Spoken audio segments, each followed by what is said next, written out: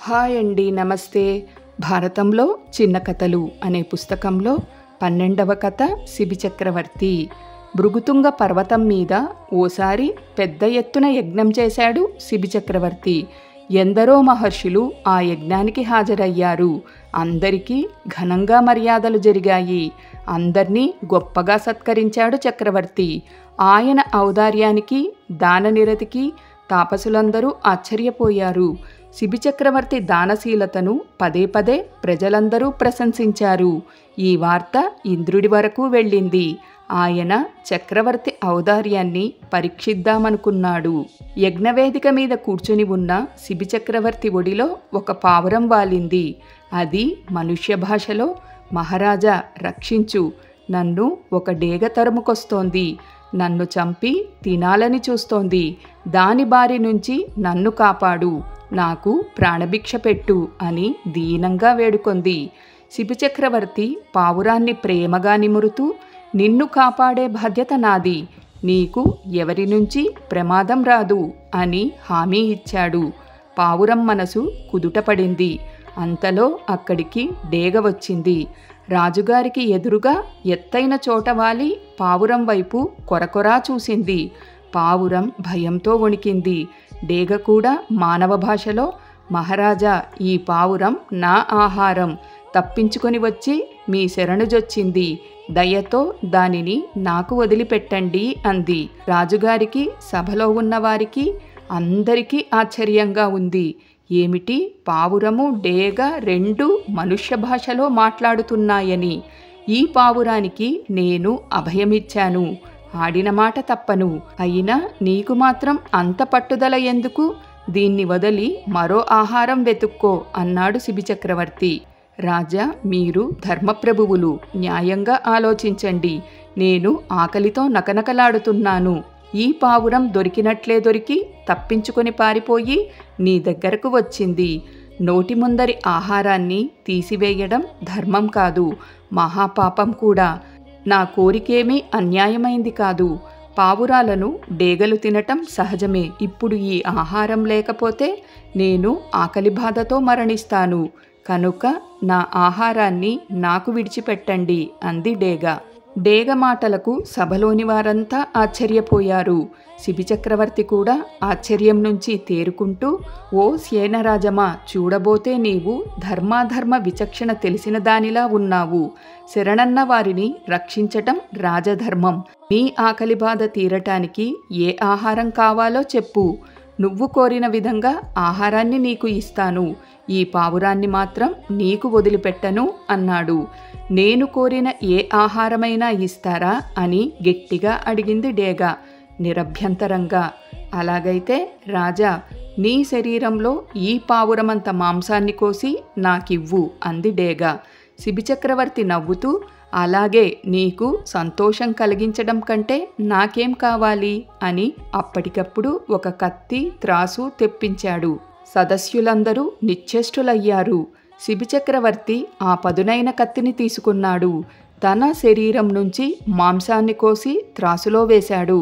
పావురం బరువు సరికాలేదు. మరికొంత మాంసం కోసి వేశాడు. అప్పుడు కూడా సరిపోలేదు. మరికొంత జోడించాడు. ప్రయోజనం లేకపోయింది. అది చూడలేక సభలోని వారంతా కళ్ళు మూసుకున్నారు. మరికొంత వేశాడు. అయినా పావురం బరువుతో సరితూగలేదు.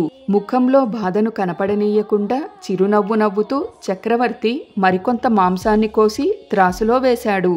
ఫలితం లేకపోయింది. త్రాసు మొగ్గలేదు. రాజుగారి శరీరం రక్తం ఓడుతోంది. చివరకు తానే వెళ్ళి పళ్ళెంలో కూర్చున్నాడు. తనను తానే దానంగా సమర్పించుకున్నాడు. అప్పుడు ప్రత్యక్షమయ్యారు ఇంద్రుడు, అగ్ని. రాజా, నీ దానగుణం నిరుపమానమైంది. నీ వంటి ఉత్తముడు ఇంతవరకు ఈ పుడమిపై పుట్టలేదు. నీ ఔదార్యాన్ని పరీక్షించటానికి నేను డేగగా, అగ్ని పావురంగా వచ్చాము.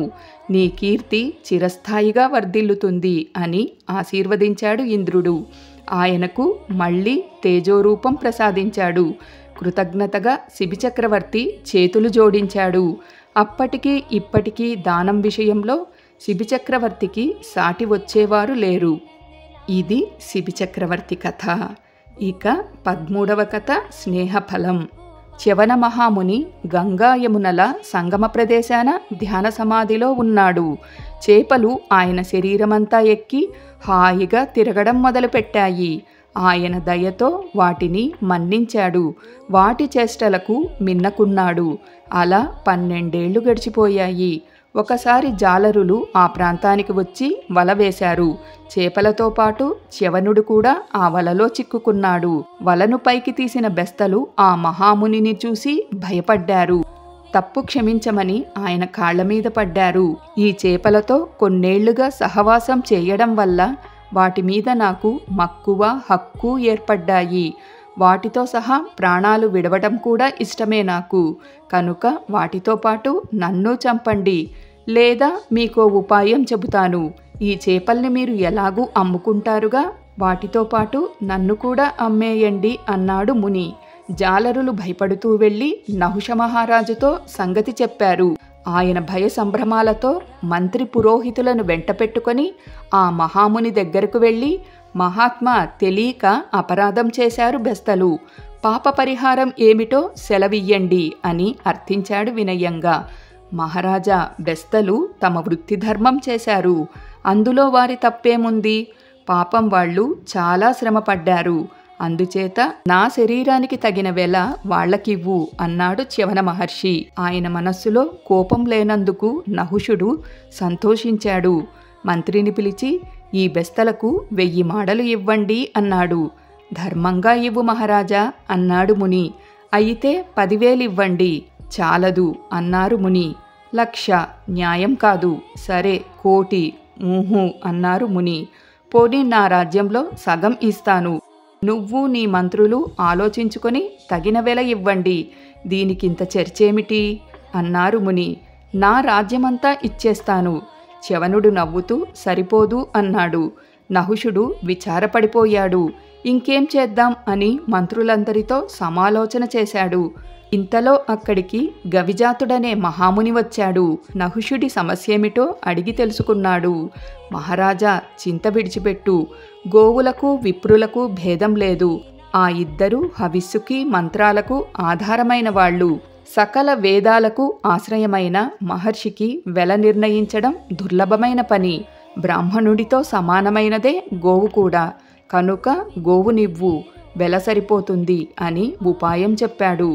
నహుషుడు సంతోషించి చ్యవనుడి దగ్గరకు వెళ్ళి, మహాత్మా, నన్ను దయచూడు.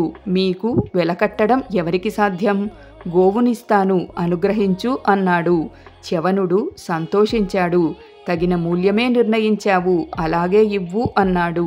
నహుషుడు గోవును జాలరులకు ఇచ్చాడు. జాలరులు గోవుతో సహా చ్యవనుడి దగ్గరకు వెళ్ళారు.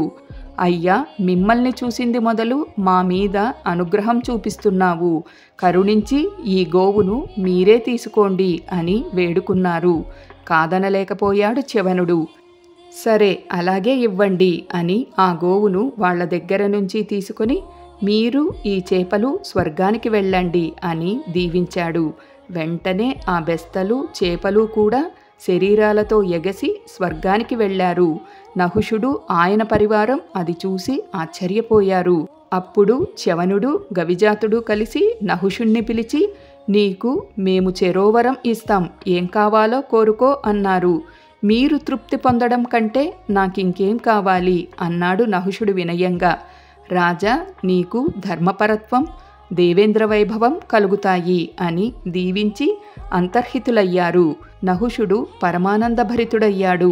సజ్జన సాంగత్యం వల్ల ఉత్తమ ఫలితాలుంటాయని చెబుతూ నారదుడు ధర్మరాజుకు ఈ కథ చెప్పాడు. ఇక్కడితో స్నేహఫలం కథ పూర్తయిందండి. Thank you.